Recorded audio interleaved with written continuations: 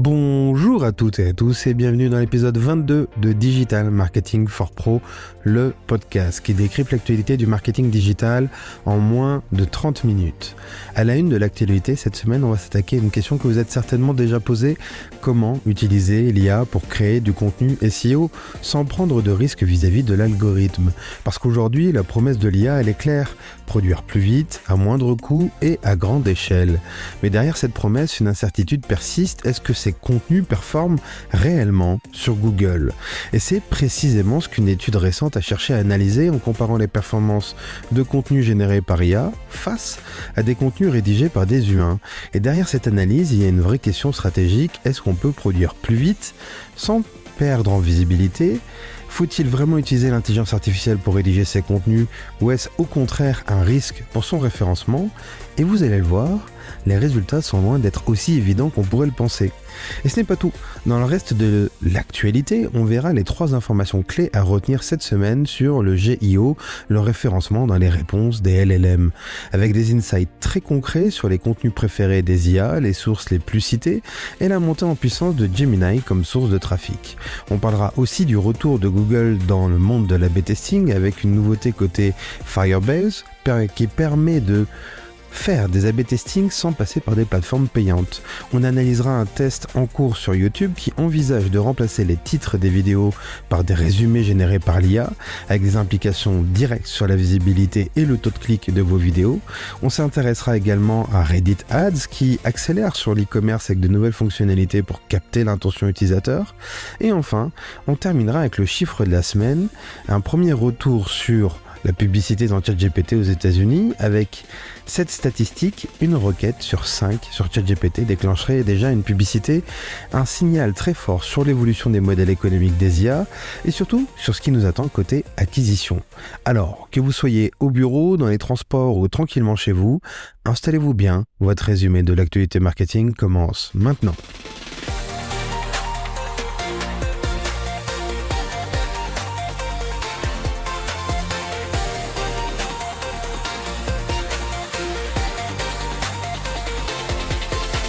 Juste avant d'attaquer le sujet à la une, je voulais prendre 30 secondes pour vous partager une opportunité de travail. Chaque semaine, je vous partage mon décryptage de l'actualité du marketing digital, ma vision et aussi mes questionnements. Parce qu'au quotidien, en tant que responsable marketing, je le vois très concrètement, ce qui fonctionnait hier ne fonctionne plus forcément aujourd'hui. Et c'est justement dans ce contexte de transformation que je cherche à renforcer mon équipe. Je recrute actuellement un responsable SEO, GIO et expérience digitale avec un rôle assez structurant dans mon entreprise. L'enjeu est clair, ne pas simplement optimiser, mais repenser un écosystème digital dans son ensemble. Les parcours utilisateurs, la structuration des contenus et surtout la manière dont on gagne en visibilité aujourd'hui sur Google et demain dans les IA. Avec en toile de fond un vrai sujet autour du zéro-click marketing et de la présence dans les LLM. Alors, si ces mots vous intéressent, si vous avez au moins 4 ans d'expérience sur ces différents sujets et que vous avez envie de travailler dans un contexte international avec à la fois de la vision, de la stratégie et de l'exécution, je vous invite à me contacter directement sur LinkedIn en recherchant Kevin Brun Marketing, Brun, B-R-U-N, et je pourrai vous partager tous les détails du poste. Allez, la minute promo personnel est terminée et on revient à l'actualité marketing digital de la semaine avec un sujet qui est au cœur de toutes les stratégies aujourd'hui. Est-ce qu'on peut réellement s'appuyer sur l'intelligence artificielle pour produire du contenu SEO et développer sa visibilité? Parce que aujourd'hui, la promesse de l'IA, elle est forte. Produire plus vite, couvrir plus de mots-clés, scaler sa stratégie de contenu. Mais en parallèle, et on en a parlé déjà dans l'épisode 21, Google envoie des signaux assez clairs pour limiter les contenus produits en masse. Est-ce que l'IA est un levier viable pour faire du SEO à grande échelle? C'est précisément ce qu'une étude récente a cherché à mesurer en analysant plusieurs centaines de pages positionnées sur Google. Et le premier enseignement de cette étude, il est fondamental, c'est que les contenus générés par l'IA ne sont pas pénalisés en tant que tels. Dans l'étude, une part significative des contenus positionnés en première page, environ 40 à 50% selon les cas analysés, présentent des traces d'utilisation de l'IA. Donc non, Google ne blackliste pas systématiquement ces contenus. En revanche, là où les écarts apparaissent, c'est sur la performance pure. Sur des requêtes concurrentielles, les contenus rédigés par des humains obtiennent en moyenne des positions plus élevées et surtout une meilleure stabilité dans le temps.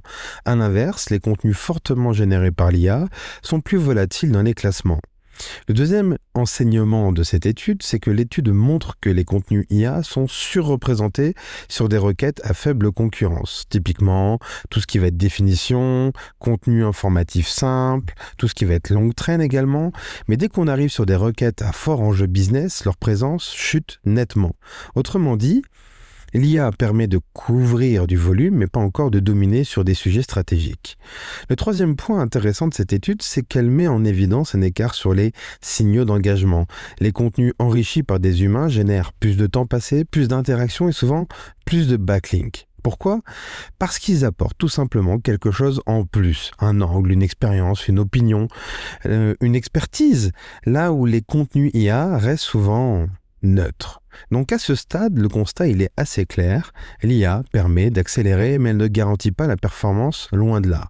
Alors revenons à la vraie question, est-ce qu'on peut utiliser l'IA pour scaler son SEO ? La réponse, elle est oui, mais à certaines conditions. La première condition, ne jamais utiliser l'IA comme un rédacteur final. C'est un outil d'accélération pour structurer, pour produire une base, pour avoir des idées de contenu, mais pas pour publier tel quel.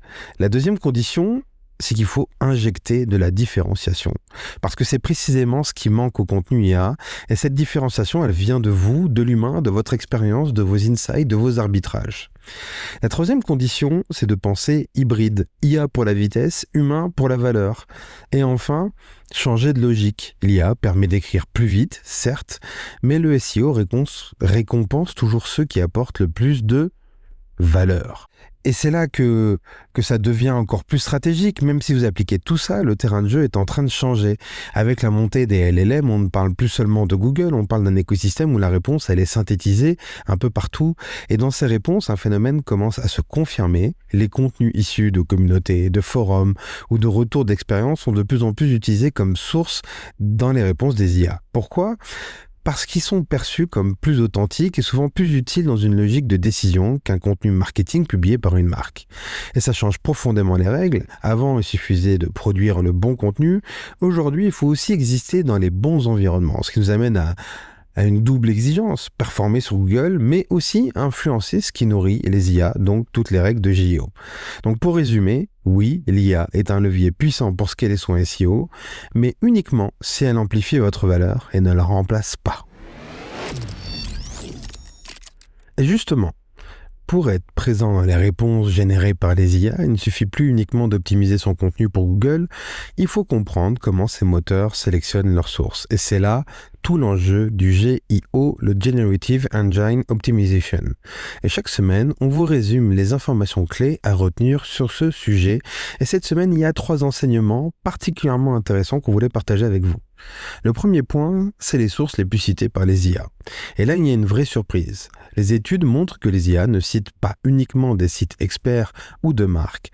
Quand on regarde concrètement les domaines les plus cités, on retrouve très souvent un top 5 assez révélateur. Reddit, YouTube, LinkedIn, Wikipédia et Forbes. Et ce classement, il est extrêmement intéressant parce qu'il dit quelque chose de très clair. Les marques ne sont plus seules à produire de l'autorité.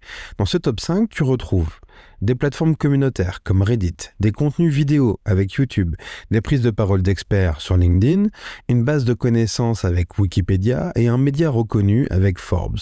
Autrement dit, des formats très différents, mais avec un point commun, ce sont des contenus perçus comme utiles, crédibles et validés par les utilisateurs. Et surtout, la présence de Reddit et LinkedIn est un signal très fort, parce que ça montre que les IA valorisent de plus en plus les retours d'expérience, les prises de parole d'experts, des contenus incarnés et des conversations réelles.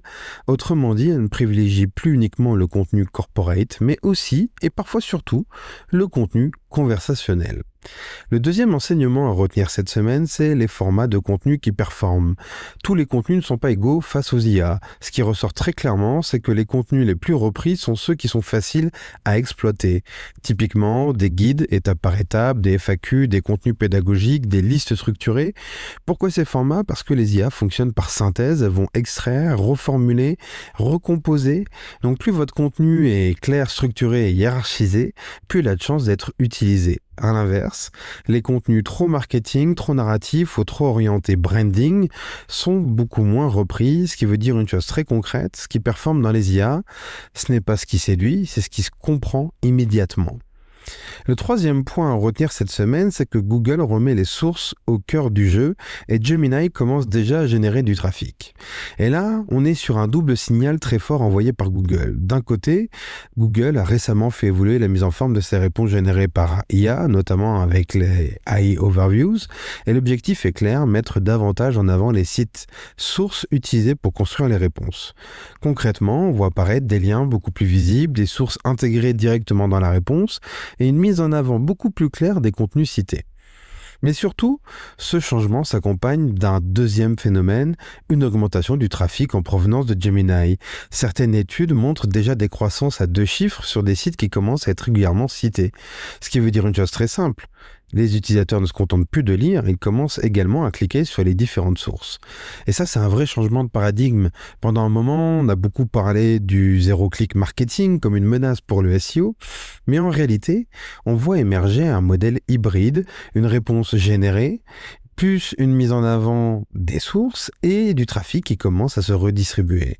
Et dans ce modèle, être cité devient stratégique parce que ce n'est plus seulement une question de ranking ou d'image, c'est aussi une question de présence dans la réponse elle-même.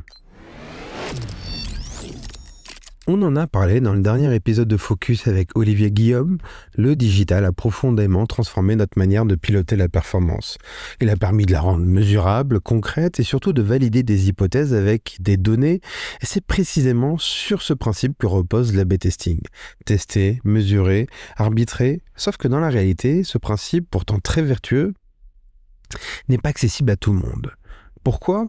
Parce qu'il faut souvent des outils dédiés qui coûtent cher et des ressources techniques pour les interpréter et surtout mettre en place ces différents trackings. Bref, ça demande une certaine maturité digitale. Mais ça, c'est peut-être en train de changer.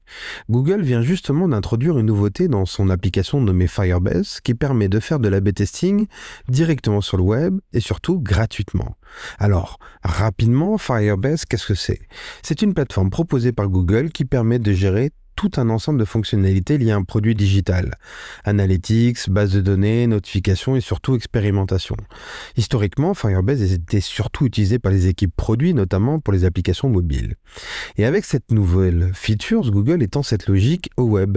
Et là, c'est un signal qui est quand même assez important parce que Google ne réinvente pas l'A/B testing, mais il cherche clairement à le rendre plus accessible à tous. Concrètement, qu'est-ce que ça veut dire ? Ça veut dire que vous pouvez tester différentes versions d'une page, de messages, de parcours utilisateur ou même des expériences complètes directement dans un environnement Google et surtout sans dépendre systématiquement d'outils tiers qui peuvent être très coûteux et complexes à déployer. Et ça, ce n'est pas anodin parce que ces dernières années, l'A/B testing est resté un levier extrêmement puissant, mais souvent réservé aux équipes les plus matures et les plus riches, on va pas se mentir. Entre le coût des solutions, la complexité de mise en place, la dépendance à des outils externes, beaucoup d'entreprises ont ralenti, voire arrêté de tester. Et pourtant, dans l'environnement actuel, c'est presque l'inverse qu'il faudrait faire, parce que tout devient plus instable, les algorithmes évoluent, les comportements changent, les parcours utilisateurs se fragmentent, donc les certitudes disparaissent petit à petit. Et dans ce contexte, l'A/B testing devient encore plus stratégique parce que ce n'est plus seulement un outil d'optimisation, c'est aussi un outil de décision. Ce que fait Google ici, c'est potentiellement relancer une logique d'expérimentation à grande échelle avec une promesse simple, tester plus facilement, plus rapidement et à plus grande échelle. Mais derrière cette annonce, il y a un enjeu encore plus profond, parce qu'aujourd'hui, la performance ne se joue plus uniquement sur l'acquisition, elle se joue sur l'ensemble du parcours. Et dans un monde où le trafic devient plus volatile, les sources se multiplient et les parcours sont de moins en moins linéaires. Chaque point de friction devient critique. YouTube teste l'affichage de résumés générés par l'IA à la place des titres, notamment dans les résultats de recherche ou les recommandations. Alors, concrètement, qu'est-ce que ça change ? Aujourd'hui, quand vous voyez une vidéo sur YouTube, le premier élément qui déclenche le clic, c'est le titre. C'est lui qui attire l'attention, qui crée de la curiosité, qui donne envie de cliquer. Mais avec ce test, YouTube introduit une nouvelle logique. Au lieu d'un titre optimisé, parfois très marketing, la plateforme peut afficher un résumé généré automatiquement basé sur le contenu réel de la vidéo. Donc quelque chose de plus neutre, plus factuel et surtout plus fidèle à ce qu'il y a dans la vidéo. Et là, ça change complètement la donne parce que ça veut dire que dans certains cas, ce n'est plus le créateur qui contrôle le message affiché, mais l'algorithme. Alors la première implication, c'est que le titre perd une partie de son pouvoir. Aujourd'hui, beaucoup de stratégies reposent sur le copywriting, sur les promesses fortes, parfois même un peu de clickbait. Même s'il y a affiche un résumé à la place, cette logique, elle devient tout de suite moins efficace. La deuxième implication, c'est que le contenu reprend le pouvoir. Parce que pour générer ce résumé, YouTube s'appuie sur ce qui est dit dans la vidéo, dans la transcription, dans le contenu réel. Autrement dit, ce que vous dites devient plus important que la manière dont vous le vendez. La troisième implication, c'est une évolution du SEO YouTube. Si la plateforme comprend mieux les vidéos, elle va s'appuyer davantage sur la pertinence du contenu, la clarté, la structure, et moins uniquement sur les signaux d'optimisation. Et derrière ce test, il y a une tendance beaucoup plus large. YouTube ne cherche plus seulement à classer des vidéos, il cherche à comprendre leur contenu pour mieux le présenter, exactement comme Google et les IA génératives. Et surtout, ça confirme une transformation déjà en cours. YouTube n'est plus uniquement une plateforme de divertissement, c'est devenu un véritable moteur de recherche, notamment pour les plus jeunes générations, mais aussi de plus en plus pour tous les utilisateurs. Tutoriels, comparatifs, avis, explications. Aujourd'hui, on ne regarde plus seulement YouTube, on y cherche des réponses. Ces derniers temps, on a beaucoup parlé de Reddit dans les stratégies GIO. Parce que c'est une plateforme qui nourrit énormément la réponse des IA avec des contenus conversationnels, des retours d'expérience, bref, du concret. Mais au-delà de ça, Reddit répond surtout à un besoin très fort aujourd'hui, une recherche d'authenticité. Les utilisateurs ne veulent plus seulement des contenus de marque, ils veulent des avis, des expériences, des discussions réelles. Et forcément, cette évolution a un impact direct. Les audiences de Reddit sont en forte croissance. De plus en plus d'utilisateurs viennent chercher des réponses, pas juste consommer du contenu. Ils lisent des tweets, ils comparent, ils analysent des retours d'expérience. Et comme souvent dans le digital, là où il y a de l'audience, il y a de la monétisation. Et c'est exactement ce que Reddit est en train d'accélérer aujourd'hui. Reddit vient tout simplement d'annoncer plusieurs nouveauté côté ads avec un objectif très clair, capter cette intention utilisateur au moment où elle s'exprime. Concrètement, qu'est-ce que ça change ? La plateforme introduit des formats beaucoup plus orientés e-commerce, avec notamment des formats produits plus visibles, des intégrations plus natives dans la conversation et surtout un ciblage basé sur les communautés. Autrement dit, on ne cible plus seulement une audience, on cible une intention. Et ça, c'est un vrai changement de paradigme parce sur la plupart des plateformes sociales, la publicité vient interrompre l'utilisateur dans sa consommation de divertissement, par exemple. Sur Reddit, c'est l'inverse. L'utilisateur est déjà en train de chercher une réponse, donc la publicité peut venir s'intégrer dans un moment de réflexion, voire même de décision. On passe donc d'une logique de publicité d'interruption à une logique de publicité d'intention. Mais attention, Reddit, c'est aussi une plateforme très exigeante. Les utilisateurs sont très sensibles à l'authenticité et un message trop marketing est immédiatement rejeté. Donc pour les marques, ça implique un vrai changement d'approche. On ne vient pas sur Reddit pour pousser un produit, on vient pour participer à la conversation, répondre à des questions, partager des retours d'expérience, apporter de la valeur. Et c'est là que ces sujets deviennent encore plus intéressants parce qu'il est directement lié à tout ce qu'on s'est dit depuis le début de l'épisode. Entre Google, les IA, YouTube et maintenant Reddit, on voit émerger une tendance très claire. L'influence ne se joue plus uniquement sur vos contenus, elle se joue dans l'authenticité des conversations. Et comme chaque semaine, on termine avec un chiffre pour nourrir vos réflexions stratégiques. Le chiffre de la semaine, il est le suivant. Une requête sur 5 sur ChatGPT déclencherait déjà une publicité aux États-Unis. Alors, pourquoi ce chiffre il est intéressant ? Parce que dans l'épisode 18 de Digital Marketing for Pro, on annonçait justement l'arrivée de la publicité dans ChatGPT. À l'époque, c'était encore une hypothèse, on ne savait pas comment ça allait être perçu, à quel point ça allait être diffusé, et on était encore sur de la théorie. Aujourd'hui, on a enfin des premiers retours et ce qu'on voit, c'est que la monétisation est déjà bien en place. Ça s'affiche beaucoup, à une fréquence déjà élevée et surtout dans des moments très précis dans les parcours d'achat. Et c'est là que c'est intéressant parce que contrairement à ce qu'on pourrait penser, ça ne ressemble pas du tout à des pubs qui dérangent, comme on l'a évoqué auparavant. Pourquoi ? Parce que la publicité, elle n'est pas intégrée n'importe comment dans ChatGPT, elle apparaît souvent dans des parcours à forte intention. Tout ce qui va être recherche de produits, comparatifs, recommandations, aide à la décision.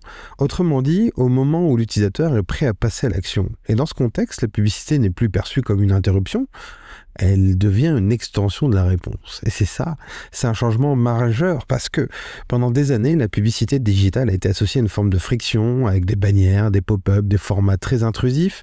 Là, on est sur une logique complètement différente, une publicité intégrée, contextuelle et alignée avec l'intention. Et c'est probablement pour ça que l'acceptation est beaucoup plus forte, voire même que la publicité peut être perçue comme utile. Merci d'avoir écouté cet épisode jusqu'au bout. Si cet épisode vous a fait réfléchir, vous a appris quelque chose, alors on a rempli notre mission. Vous proposez un format court, activable, qui vous aide concrètement à enrichir vos stratégies marketing. Et avant de se quitter, un petit point rapide. Vous avez été plusieurs à nous le dire que vous aviez parfois du mal à retrouver le podcast sur toutes les plateformes d'écoute. Et c'est vrai que quand on parle de marketing digital, il y a énormément de contenus qui ressortent, souvent en anglais d'ailleurs. Du coup, on a travaillé notre PSO, le référencement des podcasts sur les plateformes d'écoute. Et désormais, vous pouvez nous retrouver très facilement en tapant DM4 Pro sur votre plateforme d'écoute préférée.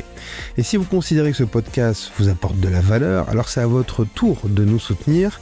Prenez quelques secondes pour vous abonner au podcast, laissez un commentaire et surtout mettre 5 étoiles sur votre plateforme d'écoute. C'est ce qui nous permet de faire grandir Digital Marketing for Pro et surtout d'être chaque mois de plus en plus nombreux à réfléchir ensemble aux évolutions du marketing digital. Et si vous connaissez quelqu'un que ces sujets peuvent aider, partagez-lui cet épisode, c'est comme ça que la communauté se construit. Merci à toutes et à tous pour votre écoute et à très vite pour un nouveau débrief de l'actualité du marketing digital, parce que dans le digital, la vérité d'aujourd'hui n'est pas celle de demain.